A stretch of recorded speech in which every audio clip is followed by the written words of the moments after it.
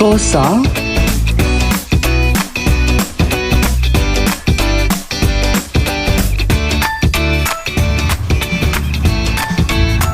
Uy, alam mo ba yung Sosa? Sosa? Sosa! Good day!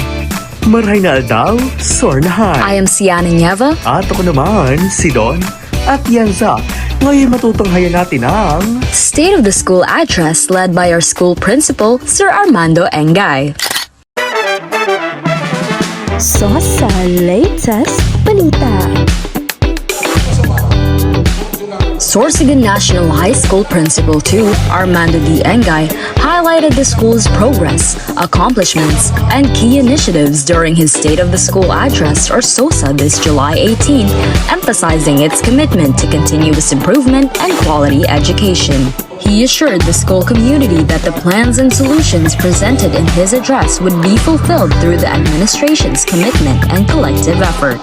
Ang Sorsogon National High School ay gumagawa ng mahusay na mga accomplishments at patuloy na gumagawa at tinatarget natin na maging excellent school in the next years to come.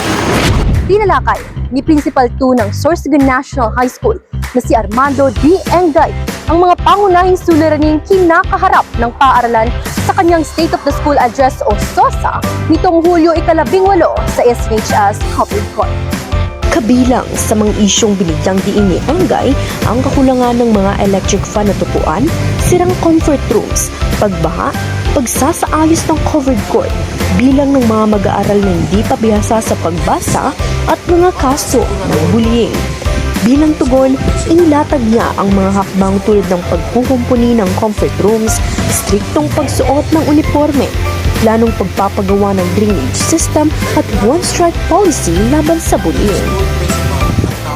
Gayunpaman, sinisigurado ni Engay na malaki ang naging pag-unlad ng paaralan at tinatayang 80% ng mga suliranin ay nalutas na o kasalukuyang tinutugunan kasabay ng patuloy na nakaplanong proyekto at solusyon para sa kapakanan ng buong komunidad ng SHS.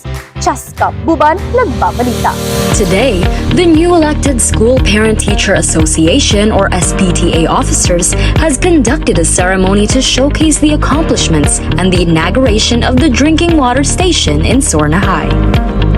Outgoing School Parent-Teacher Association or SPTA President Edwin Valhemino led the inauguration of the newly installed water refilling station during the State of the School Address on July 18 at Sorsogon National High School. The water refilling station aims to provide students, teachers, and school personnel with safe and accessible drinking water, promoting proper hydration and a healthier school environment. Bigyang pansin din natin ang mga opinyon ng mga magulang at estudyante tungkol sa kanilang karanasan sa nangyaring SOSA ngayong taon. Ngayong State of the School Address o SOSA, inaabangan ng mga magulang at guro ang mga plano at updates para sa taong panuruan na ito. As long as determined ang ating principal na isakatuparan with, of course, the cooperation of the faculty and students of Sorsogon National High School, everything is possible. Gusto po sana namin na ma-update po talaga yung teachers, yung parents, and even yung students po sa nagawa nga po nila last year para maging transparent po yung information and lahat po ng ginawa po nila. But I'm hoping that maybe, I guess, some like the questions of students for like today's school year will be answered. As a teacher, I am always hoping for positive things to happen in Sorsogon National High School because, you know, we are one community and we hope that we work together in order for the school to progress.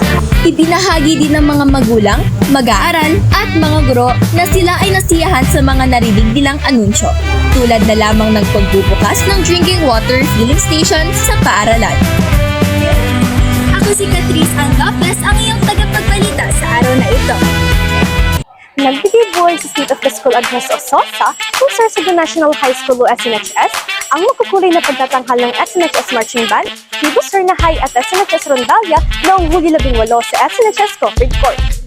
Binuksan ng SNHS Marching Band ang programa sa pamamagitan ng kanilang masiglang tugtugin habang nagbigay naman ng mga kulay na information number ang Tribo Cern High sa kanilang katutubo at masining na pagsasayaw kasama na ang mga napiling mag-aaral mula sa arts at design.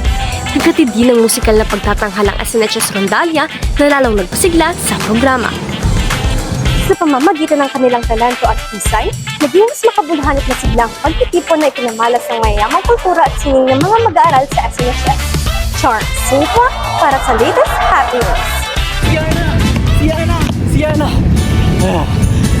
Alam mo yung mga student kanina, ang gagaling nila yung tipong pwede na sa Pilipinas Got Talent. I know, right? You can really tell how much effort they put in. At dito na po kami nagtatapos. This is Siana Nieva, your campus online bestie. At ako naman, si Don Atienza, ang inyong kaagapay at ang lakbay, mamamahayag. Maraming salamat po. Bye!